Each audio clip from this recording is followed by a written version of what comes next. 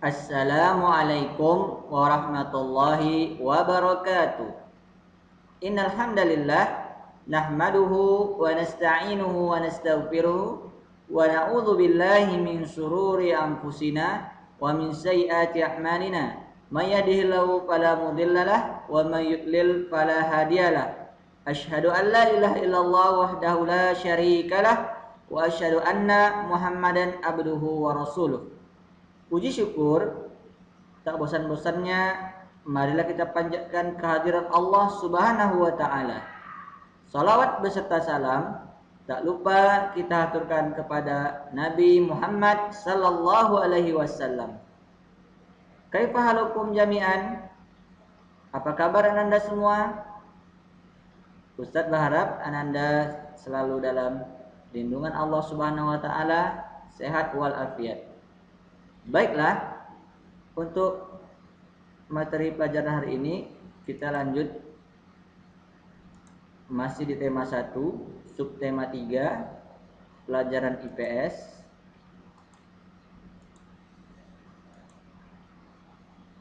Indonesia kaya akan keragaman budaya. Salah satu keragaman itu adalah makanan tradisional. Contoh makanan tradisional di Indonesia, yang pertama nasi jamblang atau yang juga disebut dengan sega jamblang, yang merupakan makanan khas dari Cirebon, Jawa Barat. Ciri khas nasi jamblang adalah penyajiannya dibungkus dengan daun jati. Lauk nasi jamblang disajikan dengan berbagai lauk antara lain tahu, tempe, paru, ayam, ayam goreng, dan sambal goreng. Kemudian yang kedua, nasi pecel. Nasi pecel ini merupakan sarapan kesukaan masyarakat Madiun, Jawa Timur.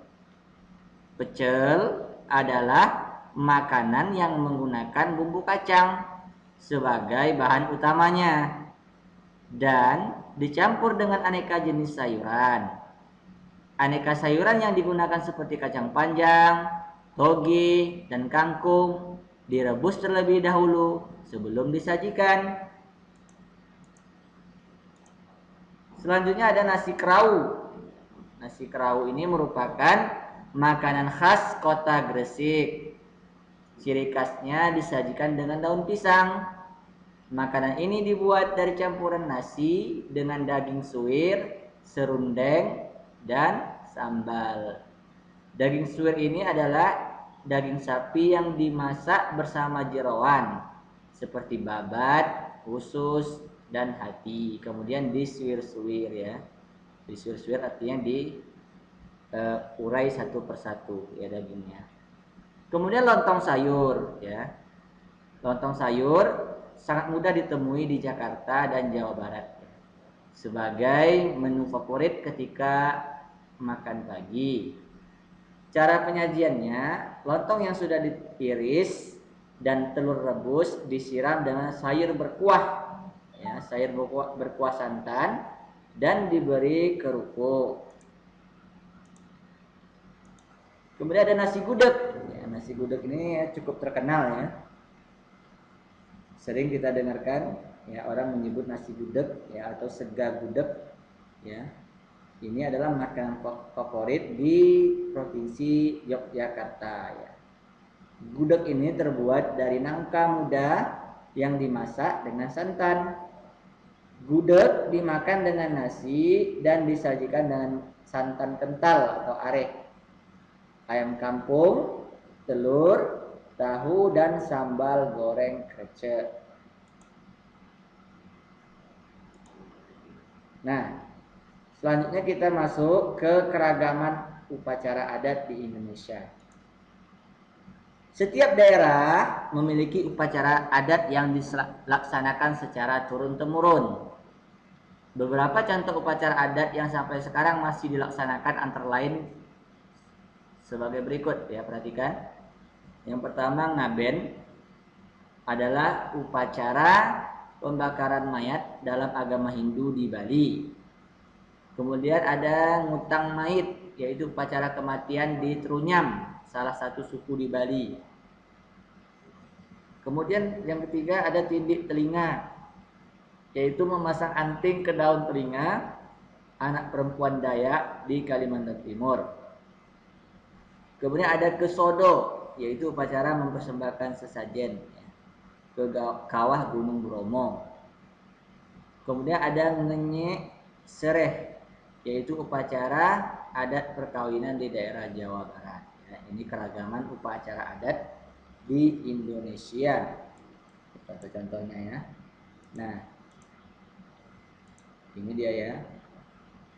Upacara ngaben itu upacara pemakaian mayat di Bali. Selanjutnya kita singgung sedikit tentang pelajaran seni budaya dan keterampilan ya.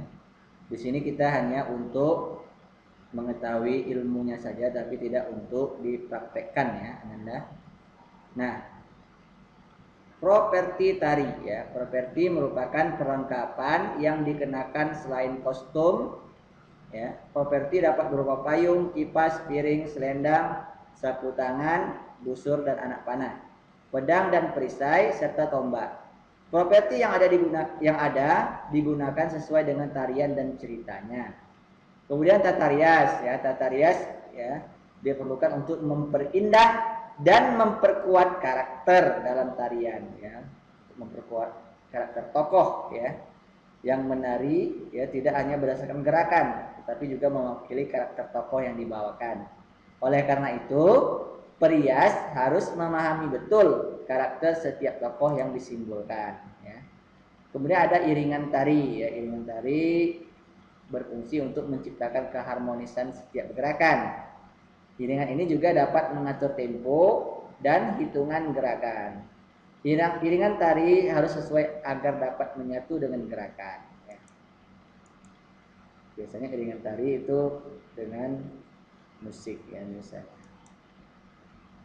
Kemudian karya seni ya. Karya seni memiliki nilai lebih ketika dipertontonkan di hadapan orang lain. Berani menunjukkan hasil karya seni merupakan sebuah kebanggaan. Begitu juga seni tari yang dipentaskan. Selain rasa bangga, berani tampil di hadapan banyak orang juga melatih rasa percaya diri. Jadi kita juga perlu memerlukan beberapa persiapan untuk pementasan tari. Kita mempersiapkan segala sesuatu yang mendukung pementasan supaya hasilnya memuaskan ya. Jadi yang perlu disiapkan yang pertama, tempat pementasan atau panggung. Tempat pementasan dapat dilakukan di pendopo, arena pertunjukan, ruang kelas, atau tanah lapang. Tempat pementasan itu ya perlu ditata supaya penari merasa nyaman. Namun, penataan juga mempertimbangkan keindahan panggung dan posisi penonton.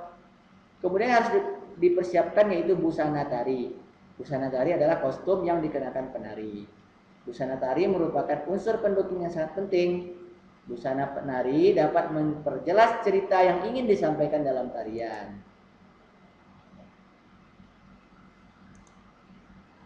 Kemudian kita mengenal beberapa formasi tari ya. Yang pertama formasi sejajar ya.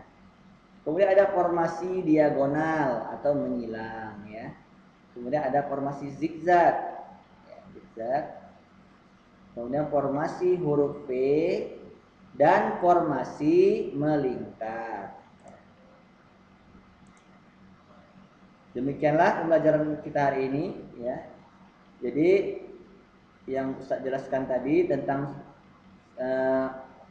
seni budaya dan prakarya itu hanya untuk pengetahuan saja ya, bukan untuk dipraktekkan ya Anda ya. Jadi hanya untuk kepentingan kita nanti ketika menjawab pertanyaan ya, untuk pengetahuan bukan untuk dipraktekkan. Demikianlah pembelajaran kita hari ini ya, semoga bermanfaat ya. Ustaz akhiri dengan doa kafaratul majelis ya. Subhanakallahumma wa bihamdika asyhadu an la ilaha illa anta astaghfiruka wa atubu ilaik. Ya, tetap jaga kesehatan dan sampai jumpa Assalamualaikum warahmatullahi wabarakatuh.